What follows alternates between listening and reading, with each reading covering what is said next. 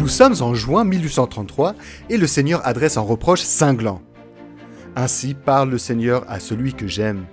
Tu n'as pas considéré le grand commandement que je t'ai donné concernant la construction de ma maison, dans laquelle je projette de t'accorder le pouvoir d'en haut. Aussitôt, Hiram Smith et Reynolds Cahoon sortirent, prirent des pelles et commencèrent à creuser les fondations, tandis que George A. Smith se rendit à la carrière pour charger les premières pierres qui seraient utilisées pour la construction du temple de Kirtland. Parfois, il suffit simplement de prendre une pelle et de commencer à creuser.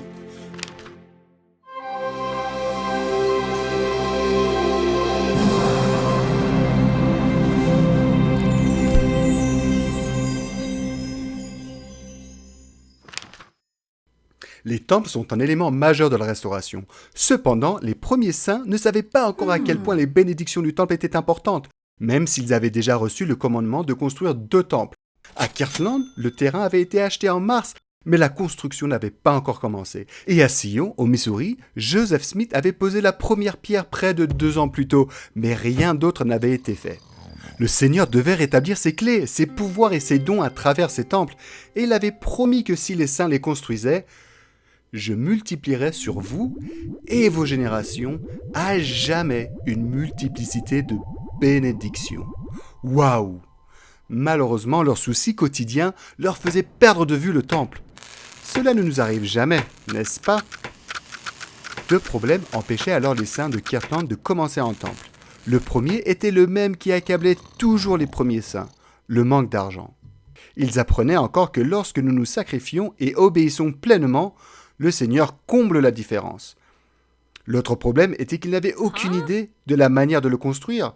La plupart vivaient dans des simples cabanes en rondins et l'idée de bâtir un temple les dépassait complètement. Finalement, en juin, les 3 membres de la première présidence se sont rendus humbles et s'agenouillèrent pour demander au Seigneur de l'aide dans la conception et la construction du temple. Alors qu'ils priaient, une vision du temple apparut comme s'il était déjà construit et ils le visitaient. Et dire que c'était des siècles avant les visites virtuelles. En examinant l'extérieur, ils observèrent la structure des fenêtres, du toit et du clocher. Puis le temple se déplaça mystérieusement au-dessus d'eux, et ils se retrouvèrent à l'intérieur, inspectant ces salles. Immédiatement après la fin de la vision, ils rédigèrent les plans du temple. Pendant que les saints de Kirtland commençaient la construction du temple, ils ignoraient complètement la persécution et la destruction que subissaient les saints du Missouri. La violence éclata le 20 juillet, lorsqu'une foule d'hommes en colère prit d'assaut la maison des Phelps et l'imprimerie. Ils forcèrent sœur Sally Phelps et ses 5 enfants à sortir, où ils se blottirent les uns contre les autres et regardèrent la foule détruire leurs meubles, leurs biens et leurs maisons, ainsi que l'imprimerie. La foule jeta ensuite par les fenêtres les précieuses pages du livre des commandements. Heureusement, Mary et Caroline Rollins ainsi que sœur Vienna Jakes purent sauver certaines de ces pages, ce qui permit d'en relier au moins quelques exemplaires.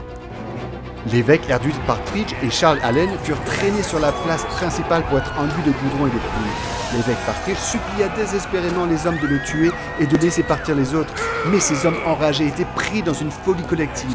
Beaucoup d'autres saints furent chassés de leurs maisons et leurs biens ainsi que leurs fermes furent détruits. De nombreux anciens furent faussement accusés et injustement arrêtés. Alors que le shérif les conduisait au tribunal de la prison, plusieurs membres de la foule les encerclèrent avec des fusils. Certains anciens parvinrent à s'échapper sains et saufs, mais Sidney Rigdon resta sur place. 2 émeutiers s'approchèrent de lui de manière menaçante, pointèrent leurs armes directement sur la poitrine et tirèrent. Mais rien ne se passa. Sidney s'examina rapidement et ne trouva aucune blessure. Que s'est-il passé? L'un des fusils s'était brisé et l'autre avait raté à bout portant. Le Seigneur les aidait, même si c'était parfois difficile de le voir. Sous la menace des armes, les dirigeants de l'Église furent contraints de signer un accord pour quitter le comté de Jackson au début du printemps. Mais la violence s'intensifia rapidement au point que les saints durent fuir à travers le fleuve Missouri en plein hiver. Mais pourquoi cela s'est-il produit? Bien que nous ne connaissons pas toutes les réponses, nous en savons quelques-unes. Évidemment, la principale raison était que Satan voulait tout faire pour empêcher les saints d'établir Sion et de construire un temple. Il connaît le pouvoir des bénédictions du temple et nourrit donc les irritations des non-mormons jusqu'à les transformer en haine extrême. De plus, certains articles publiés par W.W. Phelps dans le journal de l'Église, The Morning and Evening Stars, inquiétèrent encore davantage les habitants du Missouri. L'un d'eux affirmait que des esclaves affranchis pouvaient être baptisés et rejoindre les saints au Missouri. Cela mit particulièrement en colère les colons d'origine, car le Missouri était en état esclavagiste, et ils ne voulaient pas que des esclaves affranchis s'installent ni perdre leurs propres esclaves.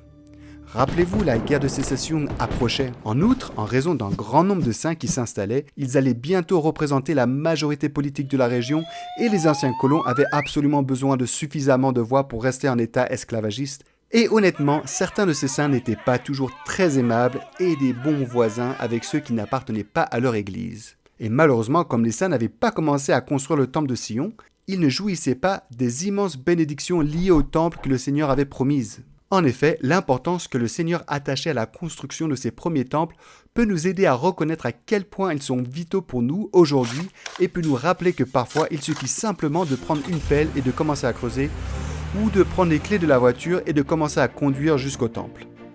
La prochaine fois, nous apprendrons quelles furent les réponses du Seigneur à la persécution et comment Joseph Smith lutta pour résoudre ces problèmes.